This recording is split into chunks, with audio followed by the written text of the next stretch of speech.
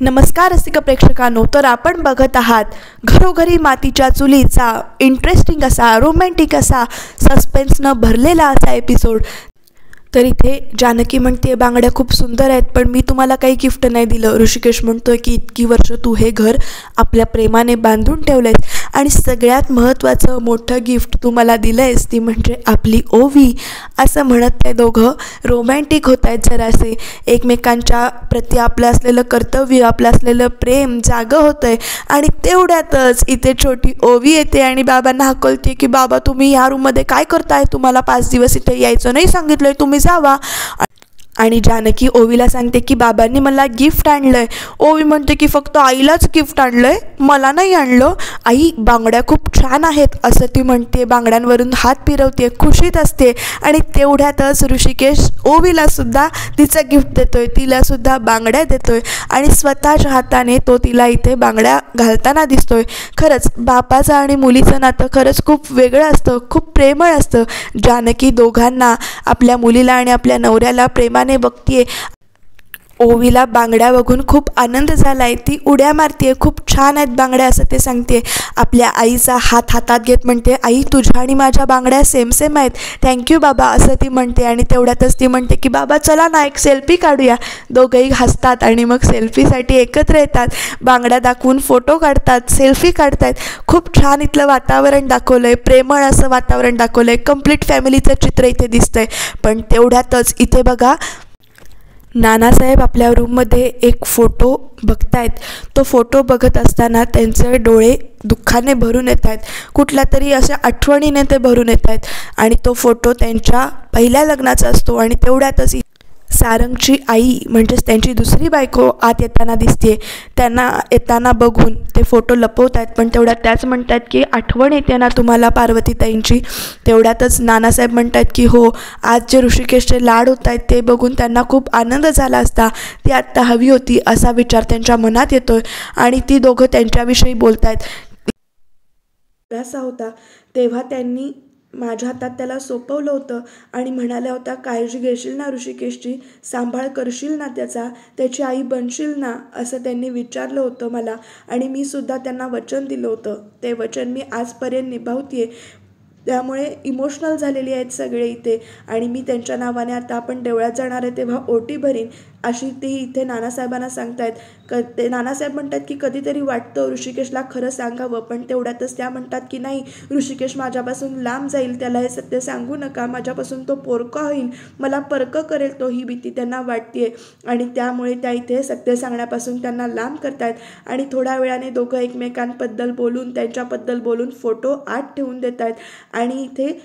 आणि हे सत्य ऋषिकेशला कळणार नाही याची आपण दोघांनी काळजी घ्यायची असं ते दोघं इथे बोलतायत। तर इकडे बघा प्रेक्षकांनो काय होतंय, बाळाभाऊ जे आहेत ते हिम्मतरावांच्या घरी आलेले आहेत आणि म्हणतात तुमच्याकडे काम होतं। हिम्मतराव विचारतात माझ्याकडे कसलं काम? बाळाभाऊ म्हणतात की मी तुमच्या आश्रमात गेलो होतो पण तुम्ही तिथे नव्हतात म्हणून मी इथे आलो, मला ना एक ॲडमिशन करायचं आहे, गावच्या बाहेर एक बाळ सापडलं आणि त्याचं ॲडमिशन करायचं इथे, आणि तुम्ही जरा फॉर्म असेल तर बघा किंवा काही प्रोसिजर आहे ते सांगा। हिम्मतराव म्हणतात माझ्याकडे इथे कुठले फॉर्म आलेत, इथे फॉर्म नाही आहेत, तरी पण मी शोधतो असं म्हणून हिम्मतराव फॉर्म शोधायला जात आहेत। इथे बाळाभाऊंनी शक्कल लढवली आणि त्यांना फॉर्म शोधायला आत पाठवलंय। बघा इथे त्यांना काहीतरी शोधायचं आहे बाळाभाऊंना म्हणून त्यांनी हिम्मतरावांना आत पाठवलंय। हिम्मतराव आत गेल्यानंतर बाळाभाऊ हळूच उठलेत आणि ते इकडे तिकडे बघतायत, त्यांना जे काही हवं आहे ते कुठे मिळतंय असं त्यांची शोधकार्य सुरू आहे। आणि तेवढ्यातच त्यांचं लक्ष भिंतीवर जात आहे आणि भिंतीवर एक फोटो लावलेला त्यांना दिसतोय। आणि ते म्हणतात की कॉखत कळसा आणि गावाला वळसा, मला जे पाहिजे होतं ते इथेच मिळालंय असं म्हणून ते त्या फोटोचा फोटो काढून घेत आहेत। आणि तो फोटो काढून घेतल्यानंतर ते खुश होत आहेत स्वतःवरच की त्यांना त्यांचं काम लगेच करून झालेलं आहे। तो फोटो त्यांनी काढलेला आहे, आता मॅडमना ते पाठवत आहेत म्हणजेच ऐश्वर्याला ते पाठवत आहेत। तेवढ्यात इथे हिम्मतराव परत फॉर्म घेऊन आलेले आपल्याला दिसून येत आहेत। तो फॉर्म बाळाभाऊ घेत आहेत आणि मग ते निघून जात आहेत। इकडे बघा ते हळूच इथे कल्टी मारतायत, निघून गेलेले आहेत बाळाभाऊ. आणि इकडे ऐश्वर्या अजून फोटो कसा आला नाही या विचारात इथे अस्वस्थ होऊन फेऱ्या मारते.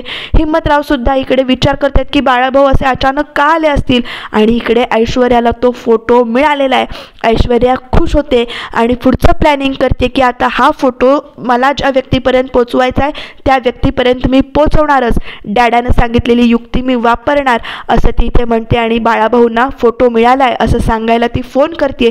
तुम्ही काम लवकरात लवकर आणि चांगल्या पद्धतीनं केलं असं म्हणून ती त्यांचं कौतुक करते आणि इथे फोन ठेवून देते. बाळाभाऊ स्वतःवरच खुश झालेत आणि आपलीच पाठ स्वतः ठोपटून घेत आहेत. त्यामुळे प्रेक्षकांनो नेमकं इथे काय प्रकरण आहे ते आपल्याला कळत नाही. ऐश्वर्या इथे आनंदात मात्र भलतीच दिसते. ती काहीतरी नक्की खूप मोठं प्लॅनिंग करताना दिसून येते आणि ह्यामध्ये स्वतःचं नाव येणार नाही याची ती पुरेपूर काळजी घेते. आणि इथे तिच्या डोक्यामध्ये पुढचं प्लॅनिंग शिजते आणि ती पुढच्या प्लॅनिंगनुसार आपलं काम कसं करायचं याचा विचार इथे करताना दिसते. आणि ती नेमकं काय करते हे जाणून घेण्यासाठी तुम्ही चॅनल आणि सिरियल नक्की बघत राहा. तर इकडे सकाळ झालेली आहे आणि सकाळी सकाळी इकडे नानासाहेब फोनवर बोलत बाहेर येत आहेत आणि कुणाला तरी ते लग्नाचं आमंत्रण देतात आणि सांगतात की माझ्या मुलाचं लग्न आहे, या आमच्या नातीचा हट्ट आहे त्यामुळे आम्ही हे सगळं करतोय. कुठल्या मुलाचं, तर थोरल्या मुलगाचं लग्न आहे असं म्हणून ते इथे सांगतायत. फोनवर बोलत ते इकडे तिकडे फिरतायत आणि तेवढ्यातच त्यांच्यासमोर ऐश्वर्या येते. ऐश्वर्या त्यांच्यासाठी दूध घेऊन येते. ते म्हणतात आत्ता कुठे दूध, आत्ता नको असं म्हणत असताना ऐश्वर्या त्यांना आग्रह करते आणि दूध घ्यायला लावते. दुधाचा ग्लास देता देता ती इथे एक डाव साधते आणि दुधाचा ग्लास हळूच त्यांच्या अंगावर आणि त्या फोनवर सांडेल अशा रीतीने ढकलते. पण इथे चुकून पडला असं सुद्धा ती दाखवते. कसला आवाज झाला हे बघून इकडे आई सुद्धा बाहेर येत आहेत. त्या म्हणतात की काय झालं, तर तेवढ्यात ते म्हणतात की हिनं दुधाचा ग्लास आणला आणि असू दे आता. त्यांची नानासाहेबांची चिडचिड होते त्यामुळे त्यासारखं तिला शांत करतायत. आणि आता या फोनचं काय करायचं, कुर्ता बदलता येईल पण फोनचं काय करायचं असं म्हटल्यावर ऐश्वर्या म्हणते की तो तांदळात ठेवायचा. या दोघांनाही आश्चर्य वाटते की ही असं का म्हणते, पण ती म्हणते की फोनवर पाणी सांडलं किंवा असं काहीतरी सांडलं की मॉइश्चर जाण्यासाठी तो तांदळात ठेवायचा असतो असं म्हणून ती नानासाहेबांचा फोन हळूच काढून घेते. इथं तिनं दुसरा डाव साधलेला आहे प्रेक्षकांनो. तिचा दुसरा प्लॅन सक्सेसफुल झालेला आहे. तर इकडे कुर्ता बदलत असताना ते चिडचिड करतायत, नानासाहेब चिडचिड करतायत आणि इकडे ऐश्वर्या तो फोन घेते आणि त्यांच्या फोनवरून नानासाहेबांच्या फोनवरून हिम्मतरावांना फोन करते. नंबर शोधून काढलाय तिने त्या फोनवरनं. हिम्मतरावांना ती फोन करते, फोन कट करते, फोन करते, फोन कट करते. तर इकडे हिम्मतराव सुद्धा बेचैन होत आहेत. इकडे बघा नानासाहेब परत चिडचिड करतायत आणि नेमकं काय करायचं हे त्यांना कळत नाही आहे. दुसरा कुर्ता त्यांनी काढून दिलाय. शकून अपशकून या गोष्टी आपल्या मानण्यावर असतात असं ते म्हणतायत. असं आई त्यांना समजवतायत कारण त्यांचं मन जरासं भीतीने घाबरगुबरं झालेलं आहे. आई ऐश्वर्याची बाजू घेऊन त्यांना समजावतायत. तर इकडे ऐश्वर्या आपली फोनवर फोन करते हिम्मतरावांना. हिम्मतरावांना फोन केल्यानंतर तिला परत खुनशी हास्य पसरले. तिचा प्लॅन सक्सेस होतोय. इकडे हिम्मतराव फोन घेत आहेत पण नानासाहेब काय बोलत नाही आहेत त्यामुळे ते विचारात बसलेले आहेत. पण इकडे तो पिऊन आहे, तो त्यांना सांगतोय की परत तुम्ही फोन करा. इकडे हा सुद्धा त्यांच्या प्लॅनमध्ये सामील असल्यासारखं आपल्याला दिसून येतंय. तो परत त्यांना फोन करायला लावतोय, नानासाहेबांना परत फोन करायला लावतोय. इकडे नानासाहेबांचा फोन ऐश्वर्याच्या हातात आहे.